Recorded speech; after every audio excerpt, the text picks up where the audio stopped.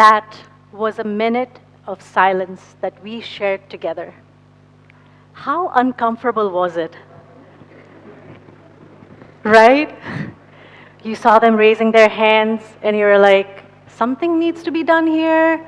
Someone at the back started raising their hand, and everyone kind of followed. You don't know what's happening. Is she going to speak now? Is she going to break out into a Bollywood rap? I could do that, really. Silence is one of the most uncomfortable things for us to experience as individuals, but it's even more uncomfortable to experience collectively. I've always lived my life thinking that something is about to happen. Exactly the same feeling you had, right? You're like, kuch to ho raha hai. Pata nahi kya, magar kuch to hoga, right? I find that if you live your life that way, you open yourself to wonder and magic, and you don't quite know what will come next, which can be both scary and intimidating, right? So you always know there's a lead up, but you don't know quite where it's going to go. And what I've experienced is when I make it fun, whatever I get hit up with doesn't become as difficult. So I play a game with myself. I always think when silence comes into my life, I believe that just like a Bollywood movie, this one thing happening after another, I know something is about to happen. Sometimes silence will give me this epic power, and it makes me feel like I'm completely alive. It makes me feel like I'm in love with anything and everything that comes around. Sort of like, Pehla Nasha, Pehla Kumar. You guys didn't know there was going to be singing here, right? Sometimes silence comes in and it's like, all right, Neelam, that decision you just made, you're going to have to kind of get some battle scars for it. So much like an action Bollywood movie, I get hit. Dishum, dishum. Tu khadi ho rahi hai? Ek aur le, dishum. Right? That's what silence can do for you, and that's what life does for you sometimes too. Sometimes silence makes me feel super confident. Sort of like, हम जहाँ खड़े रहते हैं, line वहाँ से शुरू होती है. You all know what I'm talking about. Sometimes silence comes and tells me, hey, you got to take action. Something's got to change. Something's got to give. And what happens, guys? Like, what does happen to you when you know you're supposed to do something and you don't? What's the first thing that happens? You meet it with resistance, right? You're like, no, I'm okay. And you're fearful, so how do you justify it? Abhi mood nahi hai. Right? So I always believe there's a sort of background score going on in your life. And if you give it some cool meaning, you'll keep progressing and be able to adapt to what you're facing. But silence is pretty much a precursor to that. And silence, when you're not acting, silence is going to come in and say, no, I'm in charge, not you. I'm in charge. And you want to run away from that situation, but you also feel indestructible, like, dawn ko pakadna mushkil hi nahi, namumkin hai. And then you sort of realize you're not Dawn, this is not an action Bollywood movie, and you will most likely not survive, right? But silence in itself will give you that gift if you are willing to partake in it. When you embrace silence, the next S follows, which is solitude. What is solitude? Solitude is another uncomfortable thing for us to kind of grapple with, right? How many of you like being alone? Show of hands. There's like 4 people. Not many can. And most people, I know many people in my life, they don't want to even have dinner alone, right? But solitude is nothing but the capacity to stay with yourself as who you are with zero judgment. Zero judgment. That's what solitude is. When I was 8, I was raised in a small town in the middle of nowhere in Africa, and I chanced upon an encyclopedia. And I'm a reader. Images don't interest me as much, but I love reading. And there was a picture of the Milky Way. And mind you, I'm in the middle of nowhere in Africa. We don't get to see the Milky Way, let alone the snow, right? I saw this beautiful image, pitch black, and there were specks of blue and magenta and a little bit of yellow. It was magical. And it stayed in my head. I always believed the world was a very, very big place. Last year, I thought I was just going on any trip. And I went to Kailash Mansarovar. Everyone heard of that place by any chance? Yeah? Great. We woke up at 2:30 in the morning. There were a few people who were awake, and we decided to step outside. Some people went to see the lake. I couldn't even make it to the lake because when I stepped out of my room, I looked up and I saw the Milky Way for the first time in my life. I went on that trip thinking, kuch hone wala hai. I don't know what, but kuch hoga. I'm open to that experience. That's one thing solitude will give you. It'll give you this openness to embrace. And when you have solitude on your side, right, guys? When you have solitude, the way you contextualize your suffering as humans, right, changes. And with it, your ability to empathize increases, which basically means that the person sitting next to you, possibly right now, you can find common ground with because you've done that kind of work on yourself. Solitude is not easy. But combined, silence and solitude, it births something epic. And it is in each and every one of you here today. And it's called story. We're all stories. Each and every one of us is a story. And all of us here in this room cumulatively today are building our story. We're connecting with each other in some way, shape, or form. We may not talk to each other, but we may carry an experience out of this room with us that God knows when we'll be able to live out. That's the power of story. Everything we do is story. Everything we don't do is story. Yaar, meri dal nahi galne wali, isme kya karke karoon? Right? Story. What you have and what you don't have in life, what you will create and what you will take risks with in life, story. Every act of love is story. Every act of war is story. I always believed that the world was a big place. I told you, right, guys? And I lived in that little small town in the middle of Africa. And I truly believed that the world started at the end of my street.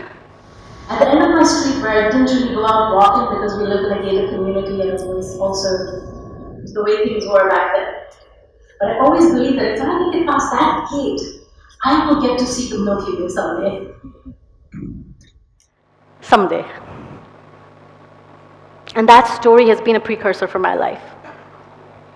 In December of 2015, I made a lifestyle change. And it was a very unheard of lifestyle change, which resulted into almost 6 years of living that way. And I was in New York City at that time. So the way everyone lived there was the same, right? One fine day I decided I'm going to write a piece of material on what my experiences have been not drinking alcohol for 6 years. What that did for me. Now I write this piece and I submit it, go to sleep, I don't really care who's going to read it, I don't even know who I wrote it for, but I know I had to write it. The next thing I know is when I wake up the next morning, I had 2 different editors from 2 different coasts in the United States, the East and West, writing to me at almost the same time and said, "Yo, Neelam, your article is blowing up."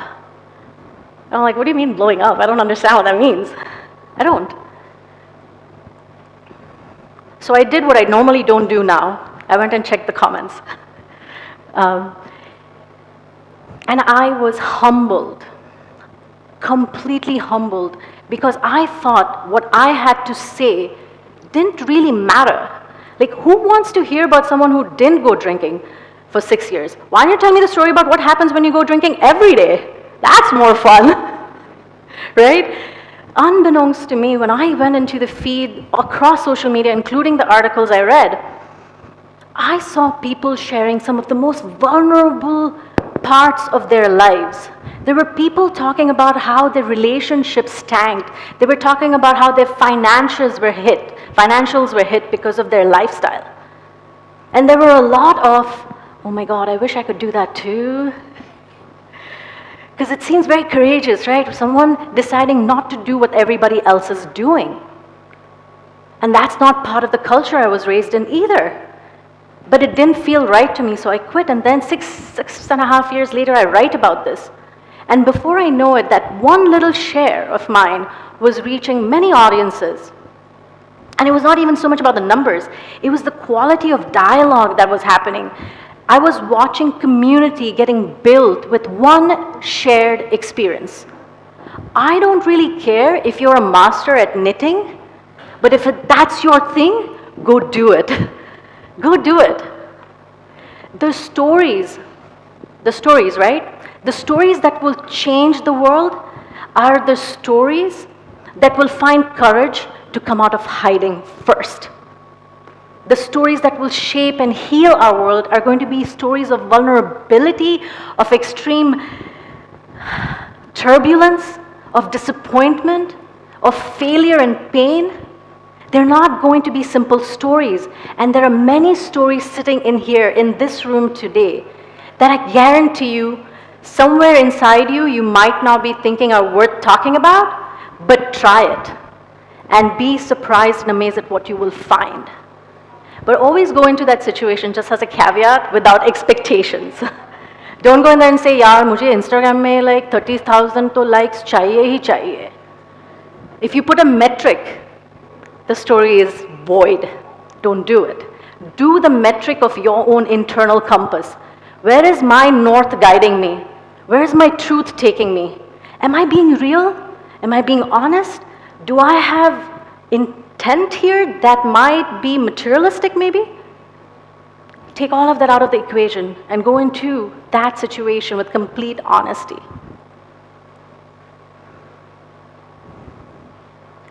When silence and solitude and story combine, there's a grind that happens. Sort of like, Chucky piecing and piecing and piecing. Yeah? You guys know what movie that's from, right? It's just grinding away, man. You're grinding away at life. Pata nahi chal raha kahan ja rahi hu, kya hoga. Chale raho, right? Like keep going. So you're just going at it and you're just piecing and piecing. It's like, all right, let's add some silence. Acha nahi chal raha, chalo, aur chalao. Okay, solitude add kar do thoda sa. Nope, nothing. Keep moving, a little bit of story, who knows. But somewhere down the line, somewhere, poof, out of nowhere, magic can happen. And I don't mean the word magic in a superfluous way. I just mean it in a very sincere sort of, oh my gosh, what is this? And that's the final S, synchronicity. You know when things are just happening at the right time and at the right place and you're like, I don't even know how this is happening. That's synchronicity. Today is that moment for me.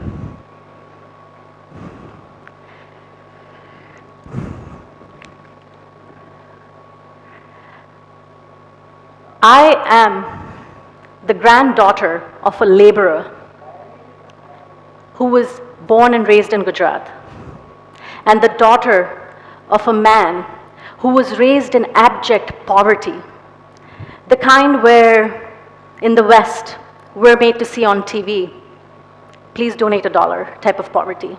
That was my dad's story. I did experience it. But today my mother is in this room, who is not expected to be in India actually at this time, and she's watching her daughter speak on the very ground that her own father, my father, went to university. My dad went to LD.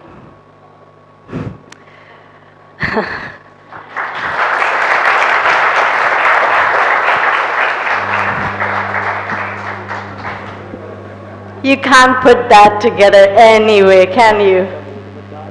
You can't predict it with the piecing and grinding. You don't know where it's going to go.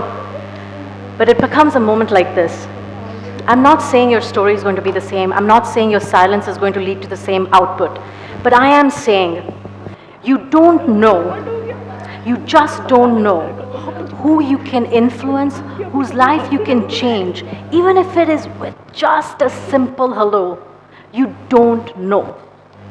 And for my story this day, today, all I can think about, the only way I can make sense of this moment for myself, my synchronicity moment, is that this happens only in India.